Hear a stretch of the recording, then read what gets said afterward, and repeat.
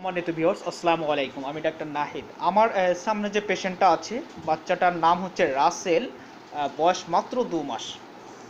এই বাচ্চাটা দেখেন, এর মাথায় যে সমস্যাটা দেখা দিয়েছে আমরা বলি স্ক্যাল্প সয়েলিং, যেটা লার্জ পর্যায়ে আছে, এবং হাইপোডেনসিটি যেটাকে বেসিক্যালি বলা হয়, এটা কিন্তু আপনার প্যারিটিয়াল রিজনে আছে। বাচ্চাটা এখানে প্যারিটিয়াল রিজনে কিন্তু এই এই সুইলিংটা হয়েছে, যেটাকে হাইপোডেনসিটি বলা হয়। এবং এখানে পেইন আছে, হাত দিলে বাচ্চা কান্না করতেছে, প্রচণ্ড ব্যথা আছে। এটা মাত্র ২ মাস হয়েছে এই সমস্যাটা। প্রথমত সমস্যাটা খুব ছোট ছিল, স্মল আকৃতির ছিল, কিন্তু বর্তমানে সমস্যাটা অনেক বেশি। সবশেষ কতদিন হচ্ছে এরকম বেশি দেখা দিয়েছে? কতদিনের মধ্যে এত বেশি বেড়ে গেছে? 1 মাস। 1 মাস। লাস্ট 1 মাসের মধ্যে এই রোগীর সুইলিংটা অনেক বেশি বেড়ে গিয়েছে, যেটাকে আমরা হাইপোডেনসিটি বলে থাকি। তো আমি এই রুগীকে চিকিৎসা দেবো ইনশাআল্লাহ। আল্লাহ চাহে তো খুব কম সময়ের মধ্যেই পরিবর্তন হবে।